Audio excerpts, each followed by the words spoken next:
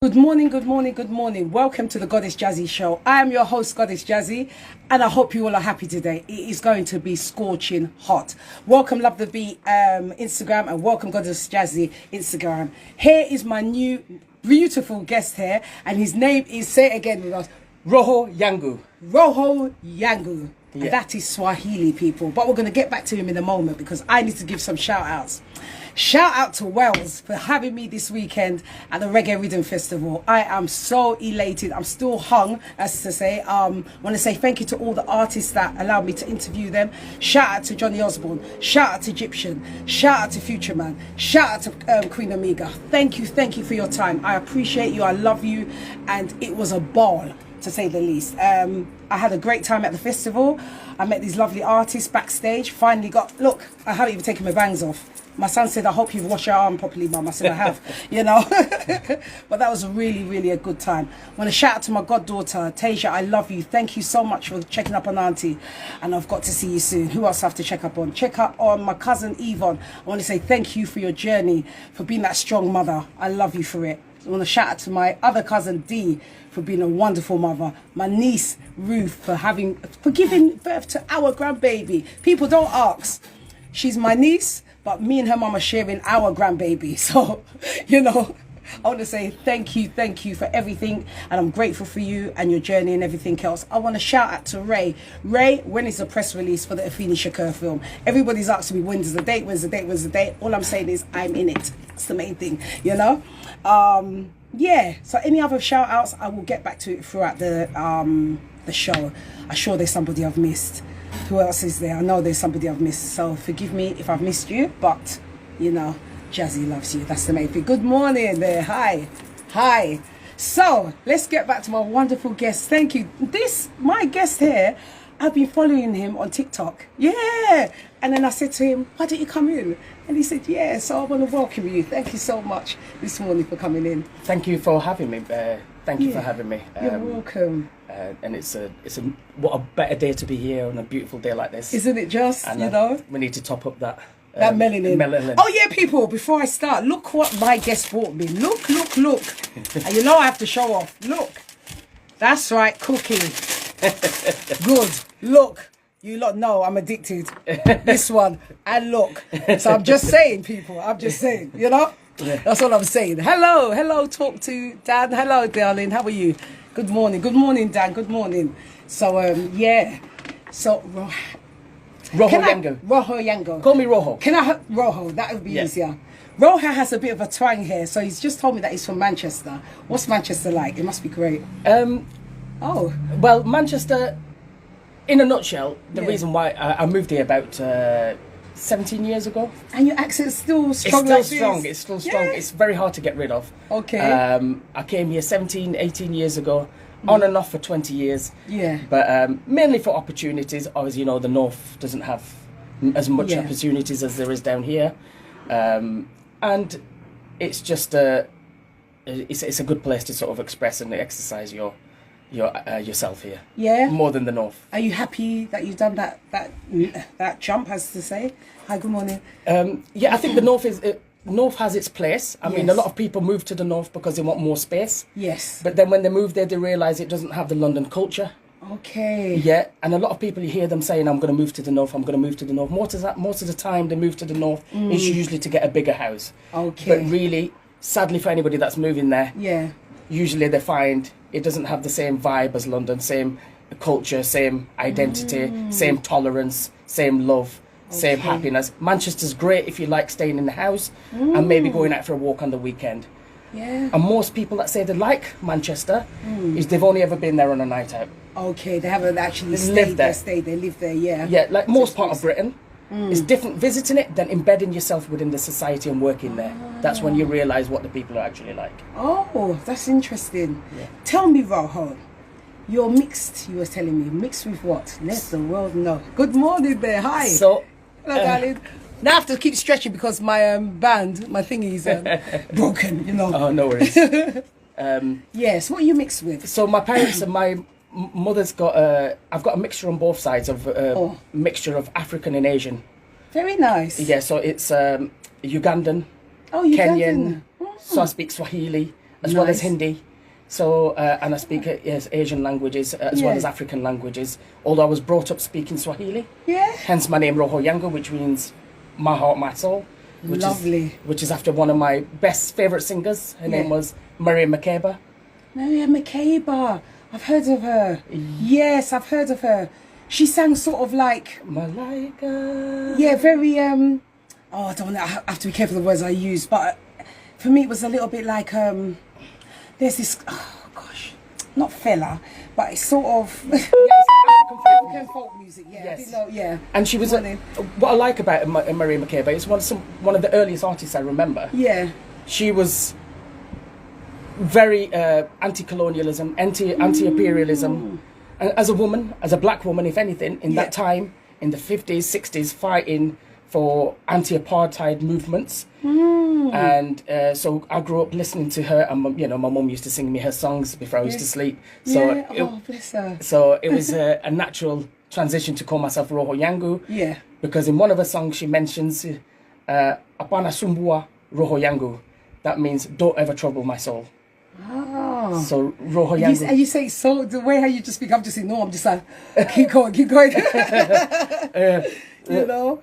So it means never trouble my soul. And I think we as a people... Yeah. You think our souls have been troubled? Oh, our souls have been troubled. God. You know, how do we erase this pain? You know what I mean? How do we erase this pain of our souls being troubled? Good morning. Oh, morning. You're not going to make me keep stretching there, you know. Good morning, Sabrina. Hi. Morning, everyone. Good morning. Yeah. So how do we erase our souls being hurt? I think, we can never safeguard our souls being troubled because there's always going to be somebody that we trust, or even somebody that we work for. It could be an establishment, it could be an institution that will always trouble our soul. Yeah. And it will make decisions for us that we're not quite have a say in. Look at Windrush, look at Gaza, look at all these things that are going on. Yeah, so many, huh? So people who have felt like the soul is content, but then it gets troubled. Yes. Right? Look at the Windrush one; it's been troubled right into the old age. Honestly, it's really it's in a bad way, you know. Yeah. And I don't have the answer for it. I really don't. I'm just get it sorted. That's how I feel inside, to just say, you know what, just get this sorted. Yeah, and without being too deep and meaningful on a Tuesday morning. Yeah. That's right, Roho. Go on. Yeah, it's better being too deep and meaningful. Yeah. It's just about, we're all living in a time where, there's a lot of voiceless people out there. Very much so. And there's only two ways we have power on this island is by the way we vote and the way we spend our money. So it's really important to decide and be clear about what kind of businesses we're spending our money in. Yeah. Do you know what I mean? But at the same time, when we say that, what about customer service? I'm sorry I have to bring it up. Yeah. It's all very well, but the customer service has to be on point. Yeah, and I think it's up to us as the customer to let our the people know. I always do. Yeah. I walk out because they don't give me the right reply. What I always say is, look, I'm going to give you my money this time, but normally if it was another business, I would have walked away and give the money right in their hand. Okay. Yeah. So next time they see me, they know that I'm expecting a bit of a different, exactly. service, because we have to support our communities, and it's about us. If we're free thinking and we've got some level of intelligence in us, it's important to support our community, of course, and let them know where it's going wrong, and give people an opportunity and a chance. Yeah. Amen to that. Yeah. So, how long have you had your locks? They're so beautiful. People's locks is beautiful. Oh my God. They are beautiful, honestly. Oh my God. From one locks to another. But these ones are beautiful. How long have you grown them for? I've had them for, God, I'm showing my age.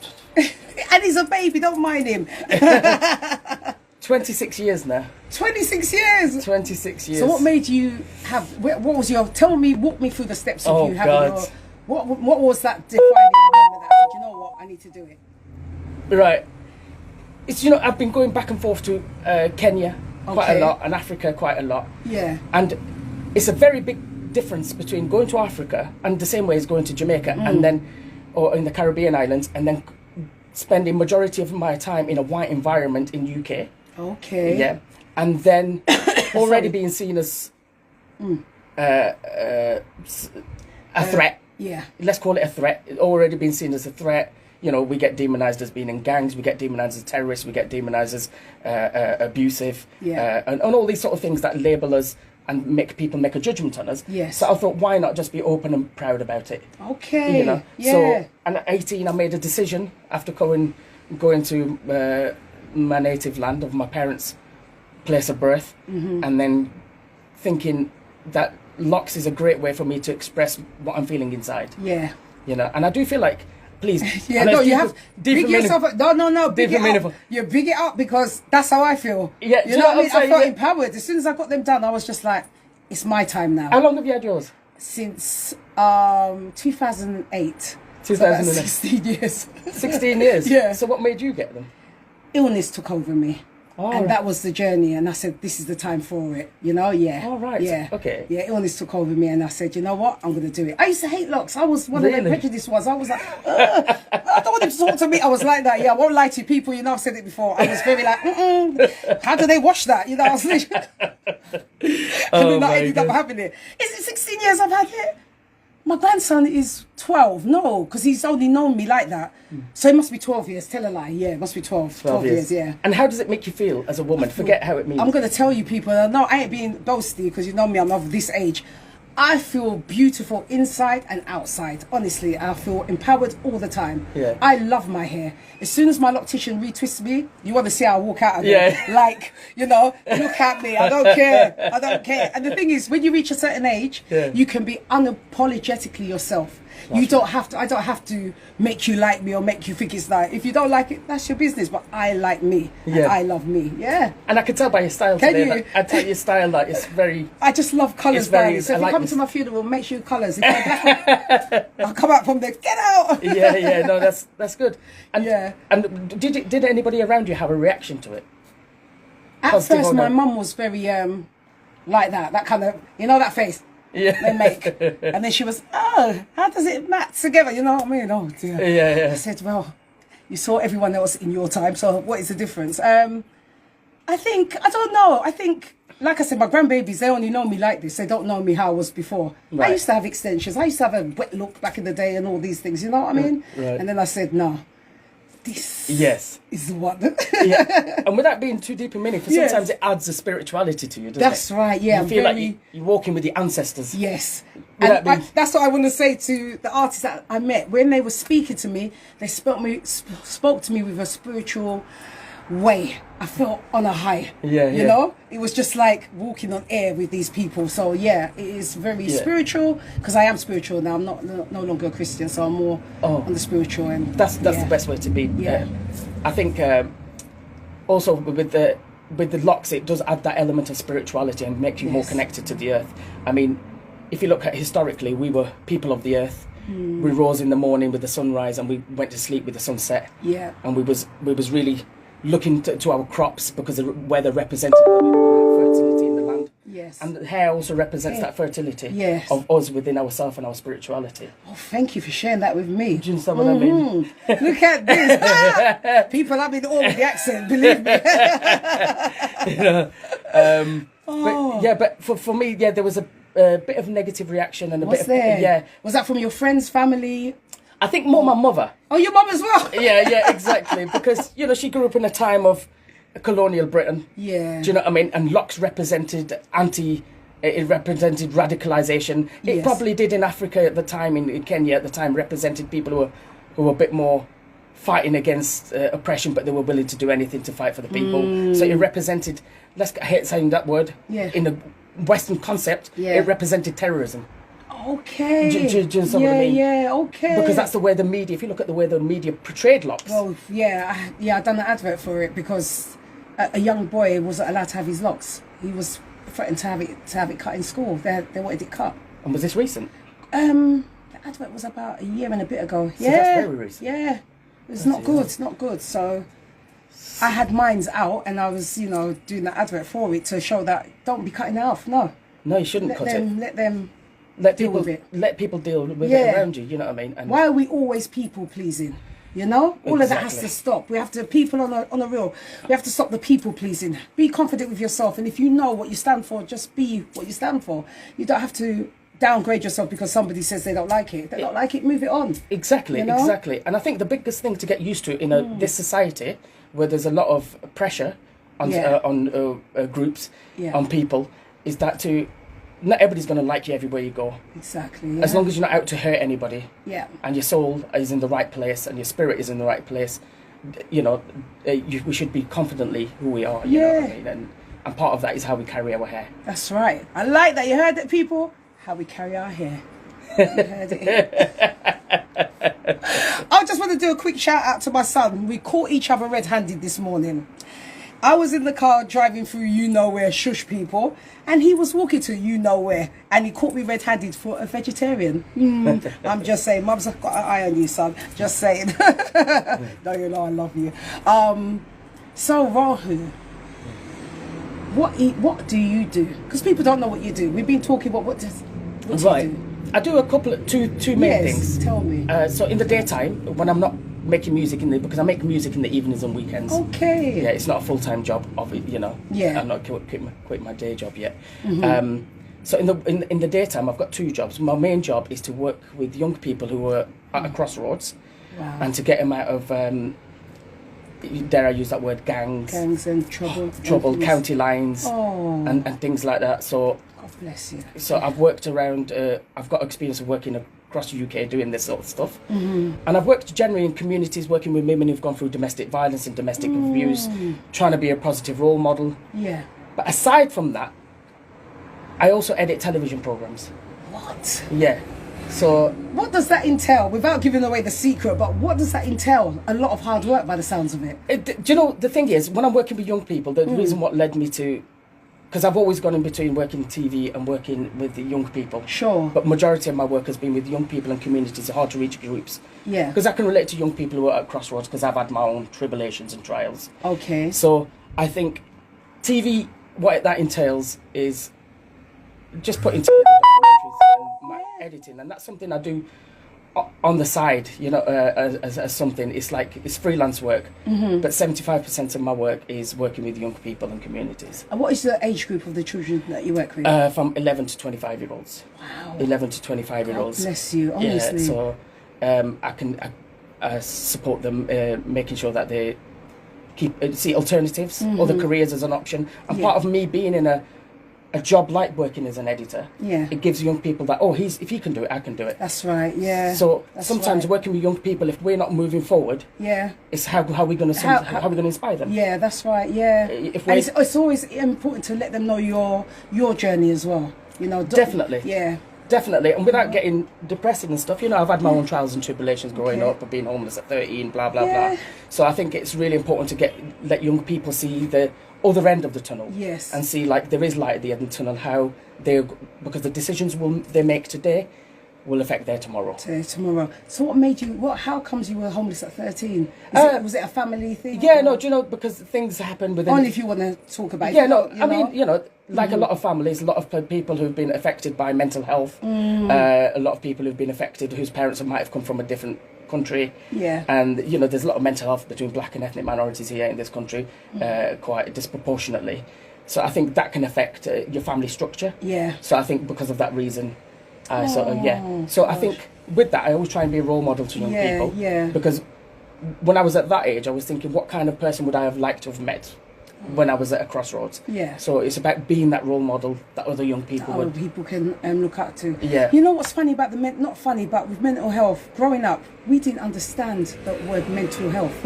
We just thought, there's a problem in the family, just keep quiet and get over it, Yeah. But I've decided, as I've reached my ripe old age of, I am not going to I don't want the next generation to go through it. No. And I've said that with one of my family members, that no matter what, I want all of you to speak. Yeah.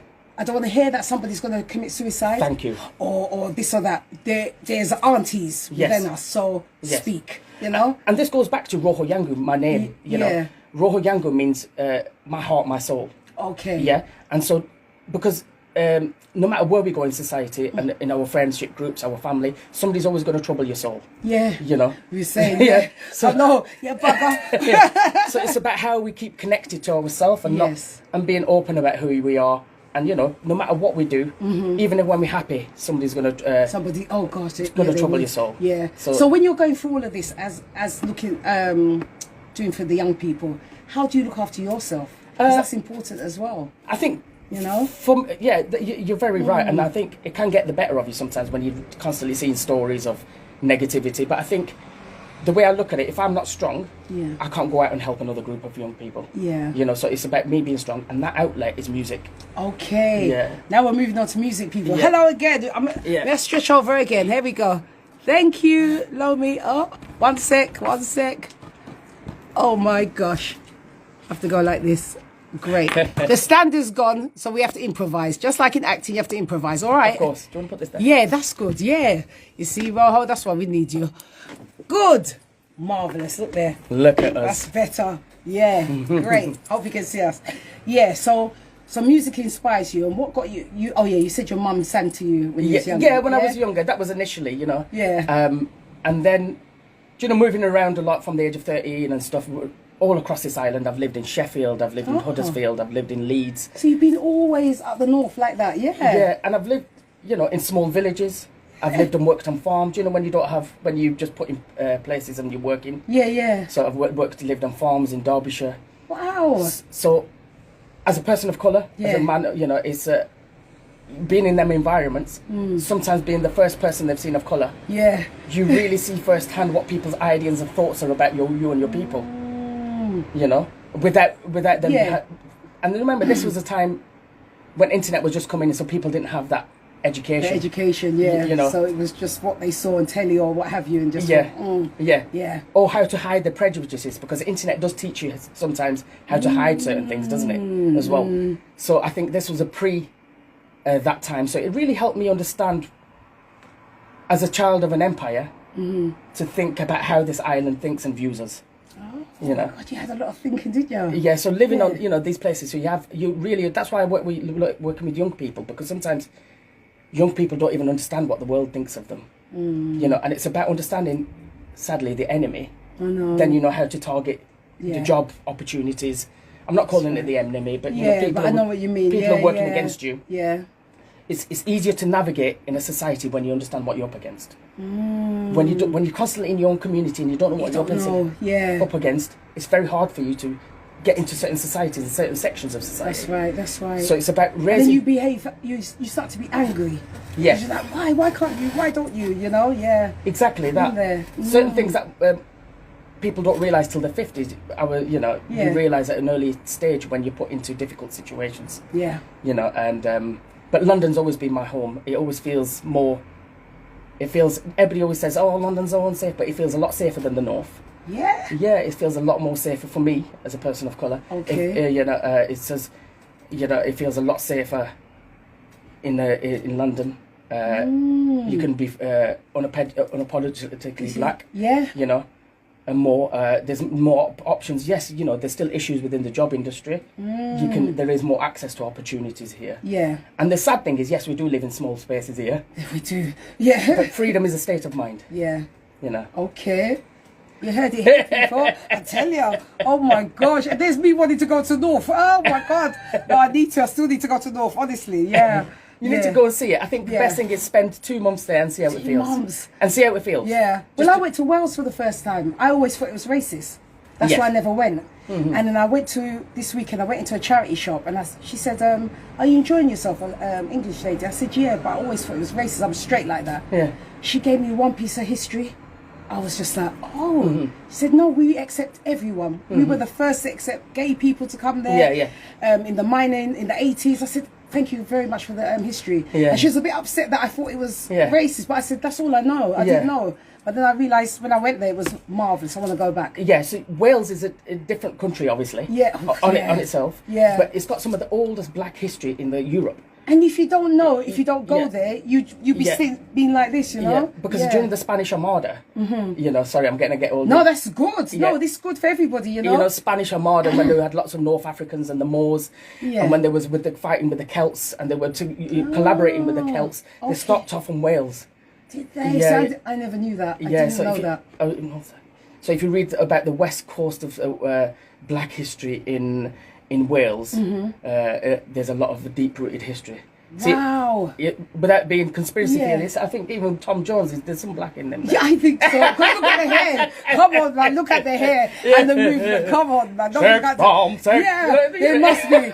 And the hair is a bit afro-y, so exactly. So he needs to do a DNA test. Yeah. So there's a lot of history there, you know what I mean? Yeah. But it's interesting to know because I exited trying to find out about Wales because in my head it was always, no, I ain't going there because it's racist. It's racist. I always was told that. Yeah. But when you go there, it's so friendly. I couldn't believe it. People literally come up to you to say hello. Yes. You know? Yes. This is nice. I'm just like, wow, this doesn't happen in London. No, it doesn't. I mean, when you go away from Wales, and I find like when you go to outskirts of Manchester or the north of it, it does get a bit more territorial, should I say? Because if you notice, sorry, without telling too much history, like for example, you can always tell by a place. Like London has the fastest changing accent in the world.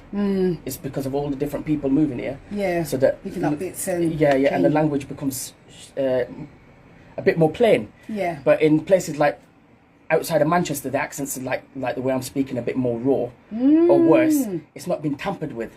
Okay. So they haven't had much people like, moving. Go and, yeah. So they just not stuck in their ways, but that's them. Yeah. In that respect. Yeah. Okay. Yeah. So all right. Rojo, I was gonna say, what type of music is it you do? Right. So this is a good question. Yeah. Because I've played in various bands. Nice one. So I've played in reggae bands, soul bands, Latin bands, jazz bands. Nice. And even played with Garage Collective. You know, it's I'm trying to bring all them influences naturally, without even thinking about it. Yeah. In to the music I'm creating now. Okay, so like a fusion of music, sort of. Yeah, I'm really influenced by disco, soul, funk, jazz. Yeah. You know, and protest music.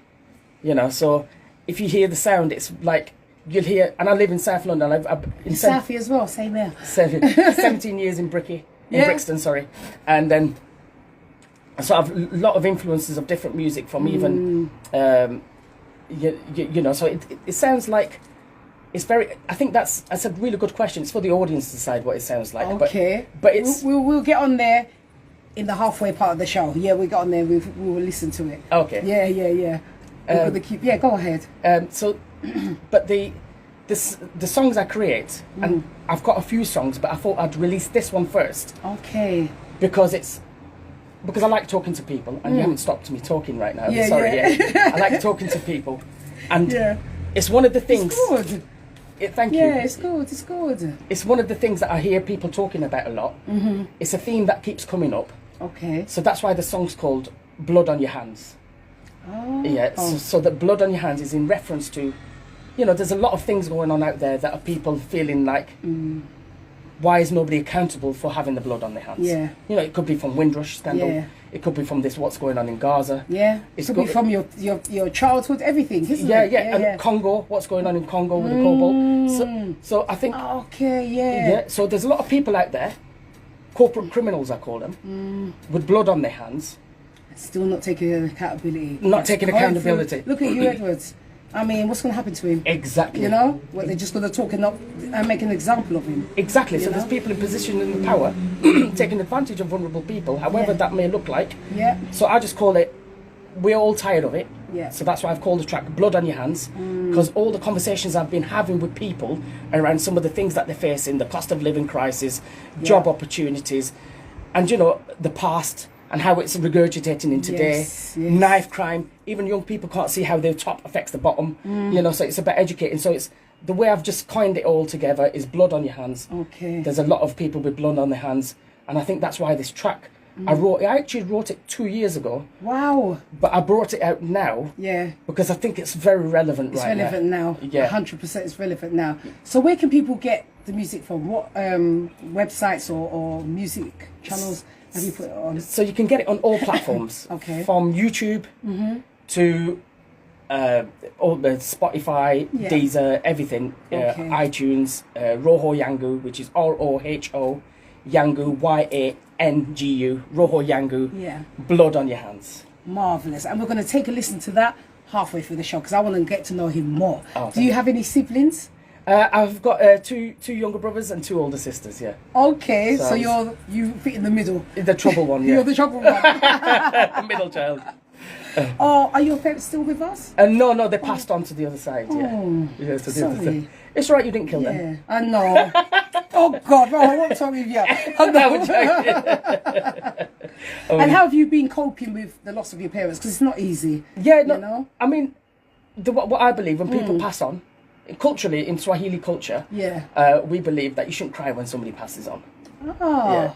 Because we're going to see them again. Yeah. You know, so that's nice. That's going to make me cry because the people that I've lost are just, Yeah. So when we go to a funeral, sorry to get all... Yeah, no. On a Tuesday. It doesn't matter. As long as you don't swear, racism or homophobia, No, I'm none of them, yeah. Everything's good. Speak it out. It doesn't matter.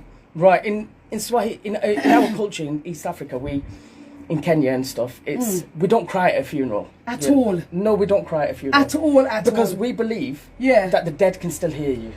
So when okay, let's just walk it through it. So is it the same as here? You bury them. When you're doing that, nobody's crying? Yeah, well, obviously you're going to might have a crying behind closed doors. But not publicly. Publicly, it's a way of showing respect to the dead. Because they're already confused because they're passing over to the other side. Yeah. It's about giving them a good crossover of happiness. Yeah. And it's a bit of a celebration. That's why we all dress in white and not black. Dress in white. Okay, so this is interesting to know. All right. So it's like a crossing over to the other side. And what we're going to miss is not speaking to them and not seeing them. But what it is, it's like a way of saying, I'll see you on the other side. Wow. I'll see you in a few years. That was something learned today. Yeah. So I don't know how to manage though, going and not being able to, not crying. So if you find someone crying, what happens? They get kicked out. You kick them. No, you don't. Why are you crying? No. You can. Obviously, we're human beings. We all have emotion. And if I think when they say crying, you can shed a tear or something quietly. No wailing and all that. Yeah, no drama. Okay, you know what I mean? Drama on the coffin and all that. So it's just about. And scientifically it's proven. Nice, yeah. And I looked into this. Scientifically it's proven the last sense to go is your hearing. Yes, that's correct. Yeah. And the hearing still sends signals to your brain. Gosh. So if you started crying now, you just like you said, you messed them up a bit. You're troubling their soul. Yeah.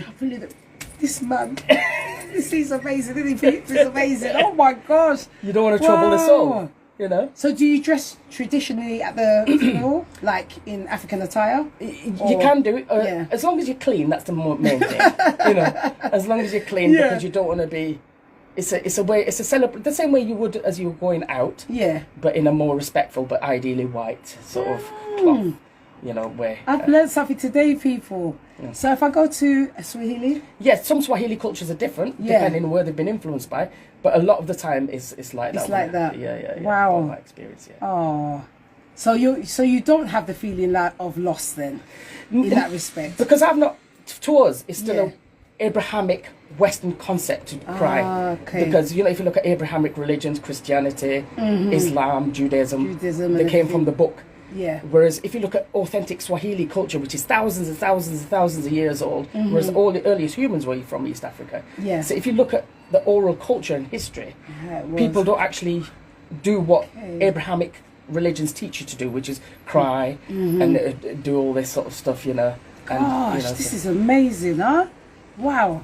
A funeral where you don't cry. Yeah. Well, all right then. Interesting. It is very interesting indeed. Okay, so you've got siblings. So how are you? So you're the troublesome one. Well, in theory. Yeah, but I can feel your energy that you're very giving. I feel that you're... Now, I've got to... I know people on here don't like me to ask this, but I've got to ask.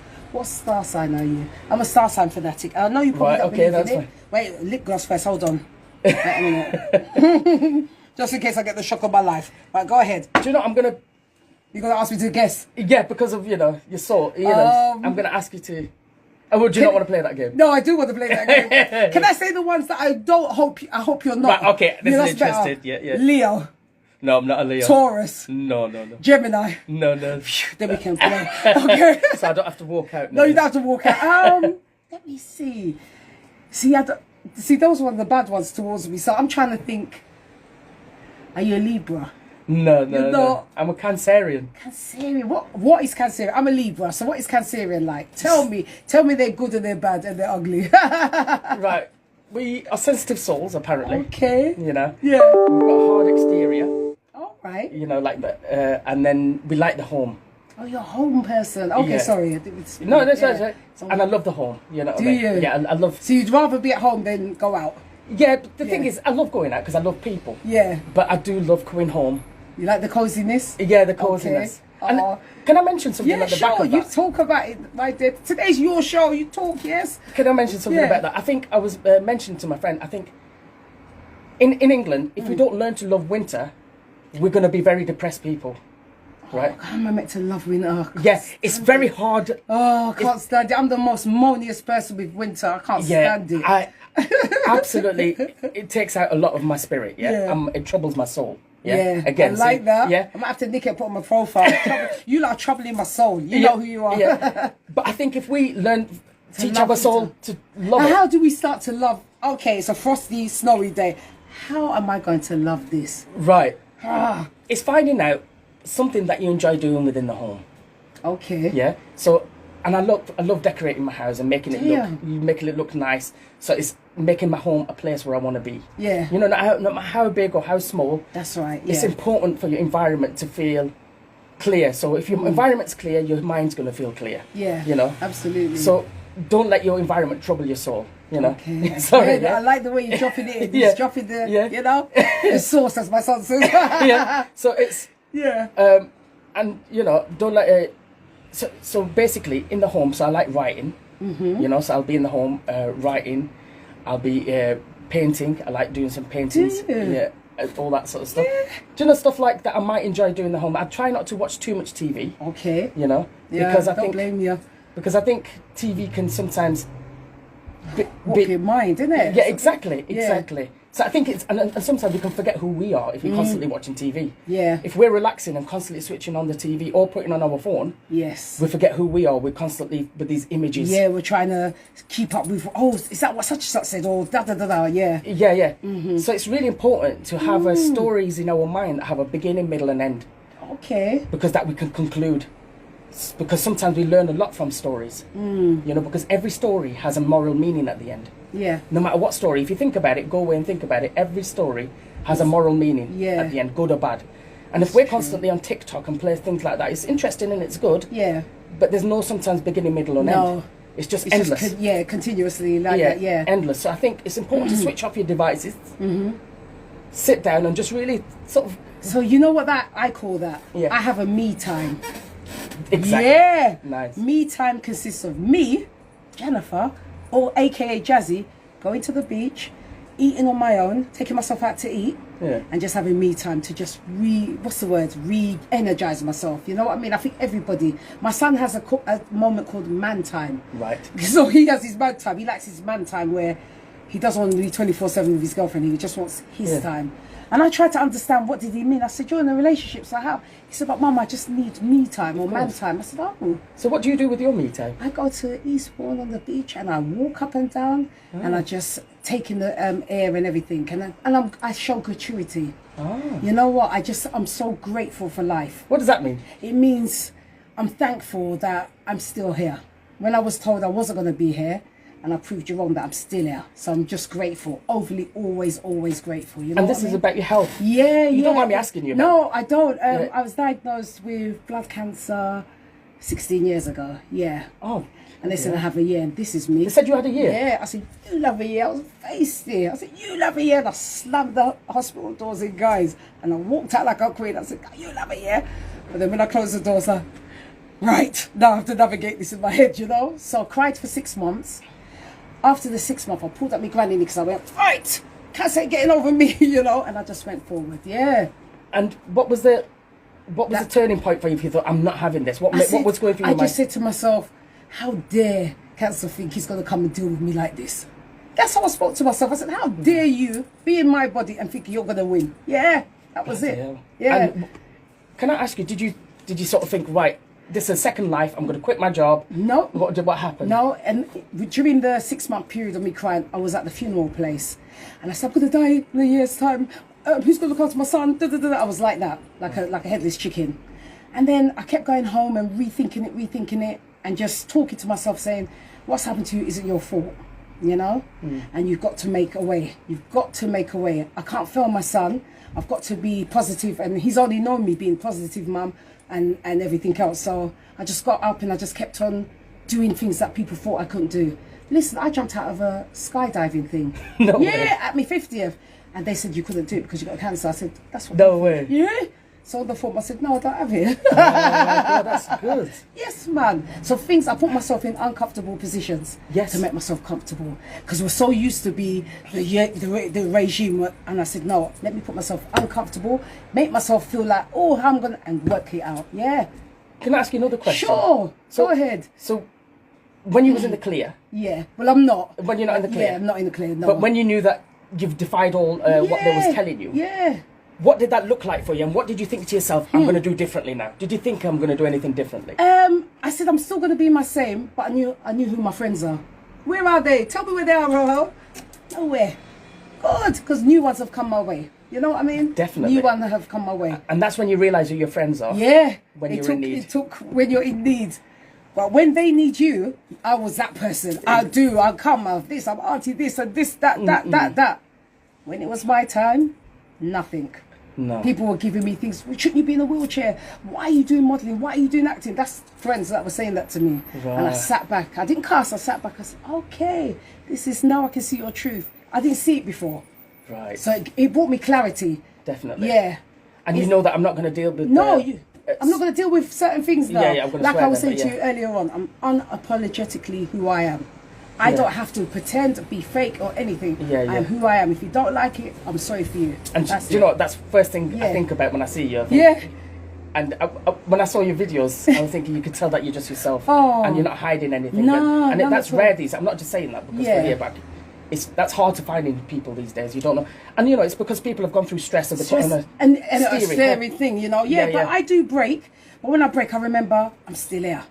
So I make sure I don't break to that moment. And I think, I've got beautiful grandsons. I've got a set of twin grandbabies. I've got my beautiful son. And I said, you know what? What am I crying for? Let me just get on with it. You know? Yeah. So how do you deal with that day to day if you're not in the clear? Sorry to I'm mention not in the clear. No, I love for this. How do I deal with it?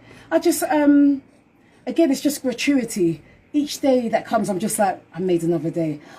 Actually, when my son he's 33 now, I said, please God, let me last until he's 30. Oh. And then he's passed, so he's on, I mean, not he's passed, but he's reached 33 now.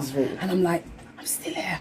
Yeah. So when I got into my 50s, you know, normally people are like, I don't want to be, not me, the world knows I'm 50, I'm out there, look at me, you know, I'm like that. Because I'm so grateful because a lot of people didn't make it to this age, you know. Of course. So every year that comes to my birthday, I'm the person that celebrates it like no one's business. That doesn't mean partying, that means just being grateful that I'm here, you know.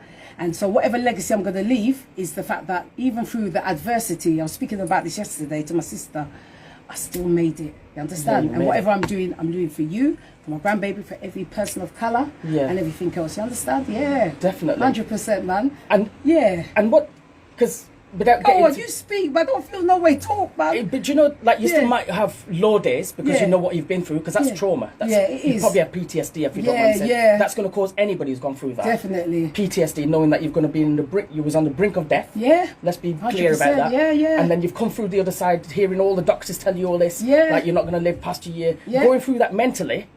And going through that must have troubled your soul. Sorry to bring that up again. I like that. It did, because I never prepared for it. We don't prepare for bad news like that. You don't. You grow up, you're growing up, and you always remember an elder that's got cancer, and you think, that person's passed. Oh, I'm sorry. You know what I mean? Yeah, you don't want to be a statistic. You don't want to be that statistic. Then you get into, 16 years ago, I was 40, 38, something like that, And I thought, me? How?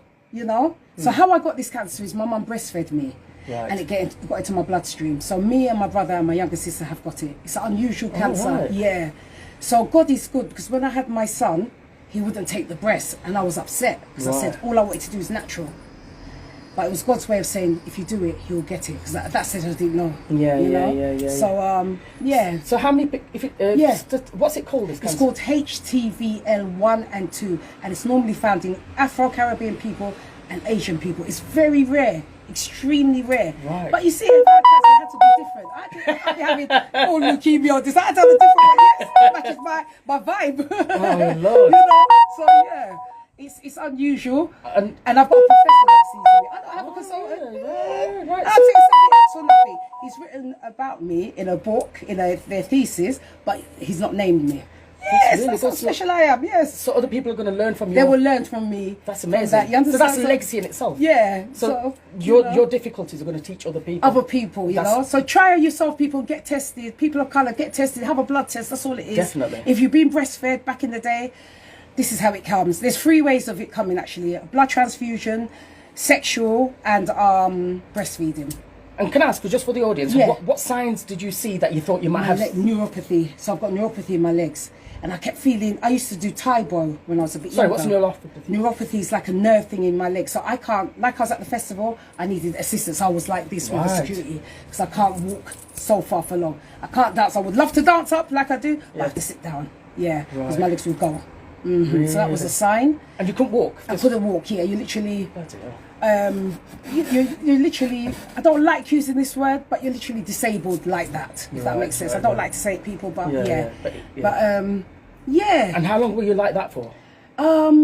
Before knowing, a good few years, because I remember going to a Taibo lesson and I couldn't manage. I felt a little bit wobbly and I thought, oh, maybe it's weight. You know what I mean? I thought, is it weight, old age, or what have you? And it wasn't. And then I had the test and they said, this is what I've got. And I'm like, oh.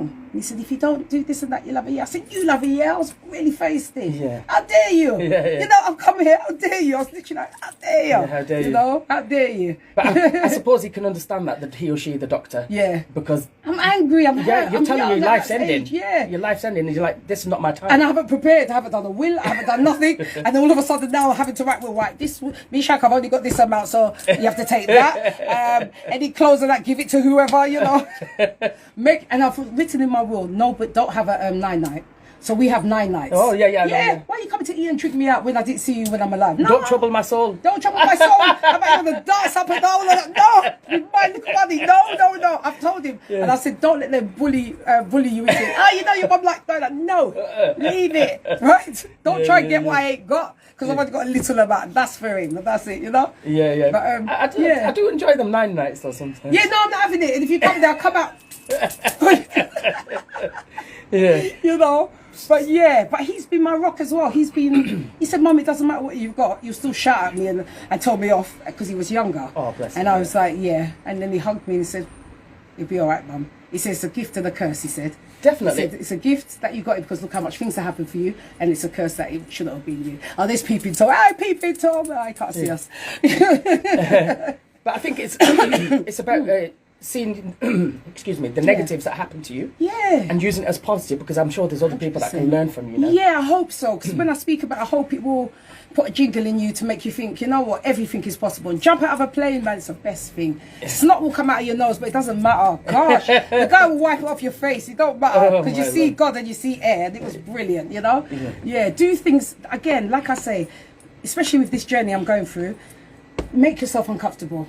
Yes. You're so used to waking up doing your regime, aren't you? Yeah. Do something that makes you uncomfortable. And then it will make you comfortable. You have to work yourself out of that, you know? Definitely. One of the key lessons I've learned is that those people who sit comfortably continuously, they work harder in the later years. But if you I'm not going to say... try something out of your comfort zone. Maybe, I don't know what you've tried. I've flown a plane. Amazing. In Coventry. I said, I'm doing things that... If anything with this disease, it's giving me another lease of life to do. And is that how you see it? That you've got another lease of life? Yeah, and I feel more, again, I'll use the word again, I feel more unapologetic, because before I had to be on my P's and Q's and I'm sorry for this and make, people please and everything. No, I don't give a rat's ass, as they say, you know? That's it, I don't give a rat's ass. Because life is short as we know it. Life is short as it is, and I am grateful, 100%. Anything I do, anyone I meet on the way, anything, I'm just so, so grateful, you know? Yeah. And how do you manage day to day? No, I'm not fit. I eat chocolate and I drink my wine. Shush. Don't talk about it. Because you can't go to Eastbourne. You don't go there every day. But... Not every day, but when I have a moment, I say, right, it's my moment now. I'll go there. Even if it's cold, like you said, I'll go there just to inhale. In. And just be like, just walk around and speak to the people, what have you. And that's my little... getaway or hasten anywhere where there's a beach and air, you know. Yes, that's definitely. me. Yeah. And meeting I think also you can get a lot from talking to different people. Definitely, because your problem isn't as bad as someone else. Even though I've got this, someone else is worse off. So I look at it and I'm like, oh wow, you're going through that. I'm sorry, you know, because I thought mine is the worst. Exactly. You know, and that's most part of depression and mental health. Yeah, is about being lost in your own thoughts, locked in your own mind. And it's about reaching out, talking to people. It might not be about your personal issues or what the difficulties you're going through. It's important to share stories with people because that's how humans have evolved. That's how we're supposed to be. Exactly. You know, if you don't want to talk too much into your whatever, no problem. But speak to. You don't know who you'll help. Exactly. You know. I was in the clothes shop the other day and I was looking at something and the woman just tapping me. I turned around. I said, "Oh," she said, "What do you think about this? Will it suit me?" So I bought it. Yes, nice colour, isn't it? And I got down from Adam. So it's nice, you know, made her day. And she was just like, thank you. She was an elder. So maybe she may have lost her husband or children are too big or what have you. And she just said, you know what, let me pick you. And she did, you know. Now, this is true. You know, this, can I tell you something that happened? It's happened to me, really interesting. Go on, talking about strangers. It was my birthday a couple of years ago. Cancerian, in July. Okay. And I was sat in a restaurant. Talking about people and sharing positivity with people because you don't know what people are going through. That's right, yeah. So I was sat there, it was my birthday, and I'm from Manchester, and I was at work, so I thought, on my lunch break, I'm going to have a 2-hour break rather than a one hour break. You took yourself like that, that's right, yeah. So I went for this 2-hour break on my lunch break. Yeah. And I was sitting there, and I noticed this guy. Looking at you. Looking at me, quite strangely. Quite threateningly. In my head. Yeah. Right? That's what we think, isn't it? Yeah, and he kept looking at me while he was eating, like with his side eye, And I was thinking, this guy... Yeah. Oh, God, the battery again. Yeah. Oh! I was like, sorry, the battery. The battery, 1 sec. And now I don't know how I'm going to make this hold now. Sorry, people, we're still hearing you. Side. Oh, yeah. This is why, Rojo, that's why we need you. Right. How do I do this now? Sorry, people, 1 sec.